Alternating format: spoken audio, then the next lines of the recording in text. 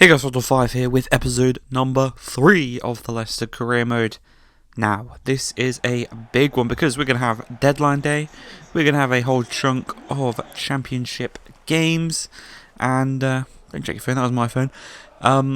We are going to continue the vibe going forward in the league. Obviously, last episode you saw we were top of the league after 5 games. It's going well down here in the Championship. We have built somewhat of a super team with Jota on one side. We've got Akpom up top. We've got Madison still in the squad.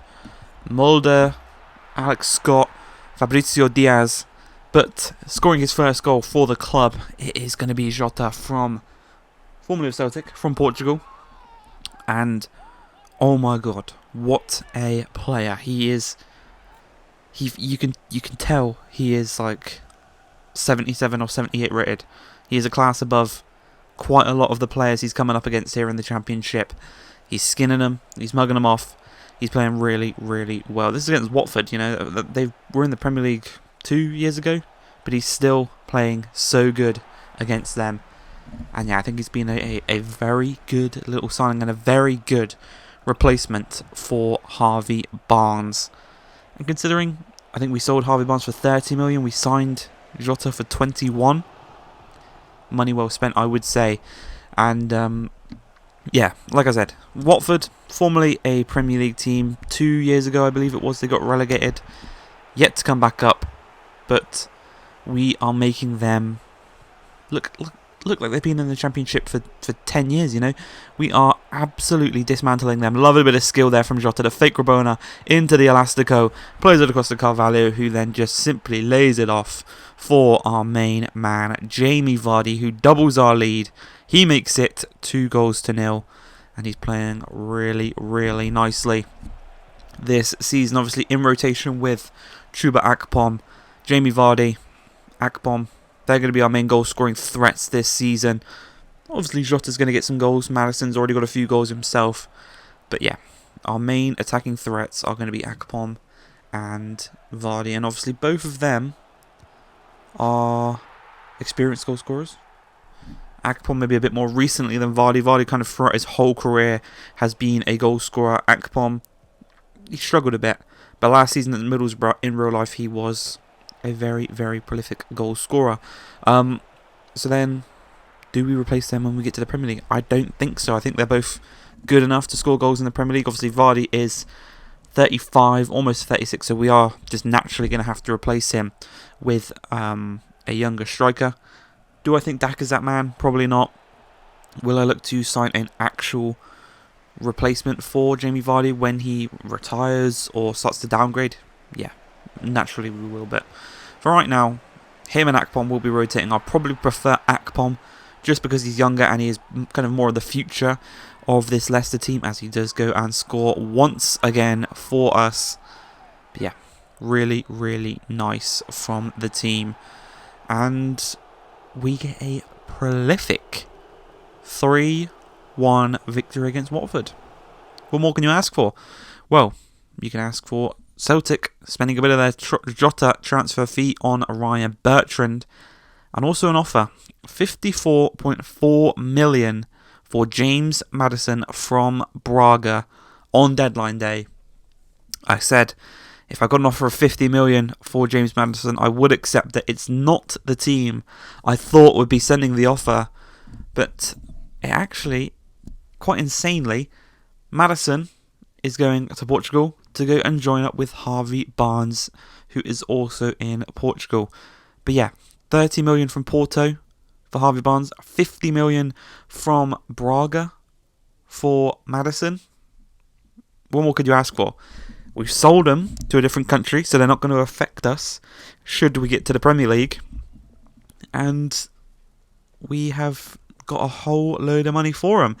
But now I need the Madison replacement, and I thought, we just got a whole load of money for Madison. Why not go and spend it? Why not go and splash the cash on a Championship-proven player? Not quite at Aston Villa. He's not quite been as good as I thought he would be. I thought he'd light the world on fire at Villa. Not quite as good as that, but Unai Emery clearly doesn't see him in his plans. He has sold him to us for about £26 million. We keep his wages, so he's going to be one of the highest paid players at the club. But deservingly so, I believe, because he can be the man. Drags us out of the Championship. He's got the number 7 on his back. And yeah, him, Jota, Akpom as our front three for the foreseeable future. Very, very good. And then ignore this signing because this is just such a weird signing. I don't really know why I did it. But I signed Oscar from China. He's coming back to England, this time to represent us in the Championship. I have no idea why I did this. I've got Fabio Carvalho, I've got Gouda, I've got Buendia, I've got Jota, I've even got Albrighton and all that can be as replacements. I don't know why I signed Oscar.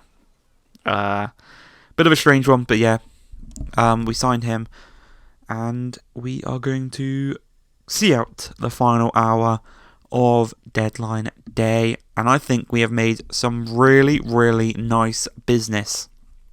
But something I completely forgot, Championship and EFL doesn't stop during the international break. It continues. So we obviously have a team full of international quality players that are going to leave us during the international break, leaving us a bit stuck. We've lost Vestergaard, Evans, and Sutar, which meant at centre-back we had to play... No. Sorry, we didn't lose Vestergaard. We lost Wout Faes. So we had to play Vestergaard and a 59 overall Hurst or something like that at centre-back. And for the first game, without Maddison, we're taking on Huddersfield. We've got to play a weakened back lineup. You know, our back two centre-backs have been insane this season when working with one another. It's Brunt, sorry, not Hurst. But he is the man that gives away the ball. And he is the man that results in us going 1-0 down to Huddersfield. It's not what you want. You know, I probably should have realised things like this would happen and maybe signed some backup centre-backs. But, you know, you live, you learn. We can maybe do that in January. We do still have a truckload of money from the Barnes deal, from the Maddison deal. But we go 2-0 down 21 minutes into this game. And we don't really get back into it. It's a real struggle. Obviously, I'm blaming the centre-backs partly on this. But really, the attack didn't quite gel. The midfield, they were kind of very easy to break through.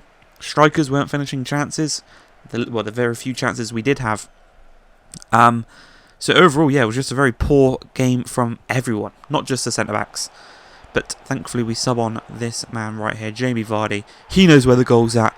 He does make it 2-1, but unfortunately for ourselves, it was too little, too late, as in the final few seconds of the game. We do get a chance, doesn't quite go our way. It's cleared to the opposite side of the pitch. We're drastically trying to get the ball back in their end. A dodgy touch from James Justin sees it fall back to the keeper, and we do lose our first game this season. Huddersfield, the victors. Yeah, real struggle. Our first game without Maddison. Was it a mistake to sell him? Let me know in the comments down below. I don't know. I never really asked that kind of question before. But we need to bounce back straight away. Our centre-backs are back. We're back to Evans. We're back to Sutar in the two centre-back roles. The Man Mountains, you know, they head everything clear. But what is going on? Because 8 minutes into the game, Scott Hogan makes it 1-0 to Birmingham. Was Maddison the problem? Was Maddison the glue holding this team together? Should we have sold him? Since he's left, we've gone and shipped 3 goals without any real defensive effort. You know, they've glided past us on all 3 of those goals. I know Maddison's not a defender, but you know, he was a key figure in the changing room. We could be screwed. We may have just screwed our own season. But 36 minutes into the game, James Justin drives forward, finds Akpom. Akpom finds Jota. Great save from the keeper. I believe it's John Ruddy in their goal. He keeps the score at 1-0 to Birmingham. Yeah, things are looking a bit strange, a bit spooky. But working out from the back, Dubravka finds our midfielders, and we just instantly, we can either go and find Buendia on the right hand side, we can go find Jota on the left hand side, we can go down the middle through Fabio Carvalho, and all roads lead to Chuba Akpom in that striking position. But a lovely header finds Akpom on the turn, on the swivel, on the right foot. A lovely finish past the keeper makes it 1-1 in this game. We're back on level terms just before half time. And like I said, Akpom will probably be the main man to start ahead of Vardy. You know, Vardy will come in for cameo appearances, and he'll come off the bench like he did against Huddersfield, where he'll probably get a goal or two. But yeah, ideally, I'd like Akpom to be our starter alongside this man, Fabio Carvalho. Great save again from Ruddy. And we're just getting real unlucky right now. But a lovely chance here as Shrewsbury Hall nods it off to Carvalho on the volley. Doesn't quite work out, but he's going to get it right back to himself. Buendia, Jota across to Soumare. Inside to Akpom on the turn, strikes blocked. Soumare strikes, hits the post. But we are knocking on that door, and very soon we are going to look to knock it down and open the floodgates, because just past the hour mark, James Justin here charges forward, plays it inside. Buendia knocks it inside to Akpom on the turn. Can he find anyone? Not quite, but he finds Soumare, who finds Shrewsbury Hall inside their D, strikes it across goal on his stronger left foot. What a finish. One of our goals of the season. We've scored 2 brilliant goals in this game, and we've just gone and flipped the result on its head. Look at this. Just charges in, knows he's on his stronger foot, just strikes it across. There's too much pace on it, too much power on it. Keeper's not getting to that one. And we do make it 2-1 in this game.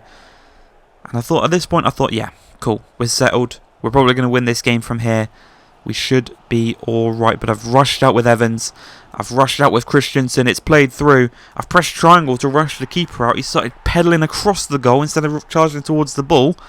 And that's allowed them to get their second goal of the game, get back onto level terms, and to kind of screw me over, really. EA Dynamics screwing me over. The only other chance or highlight of this game came through the red card for their player. But yeah, the game ends 2-2. Back-to-back disappointing results since Maddison has left. Have I messed up? Only time will tell. But I hope you guys have enjoyed this one. If you have, please like, subscribe, and peace.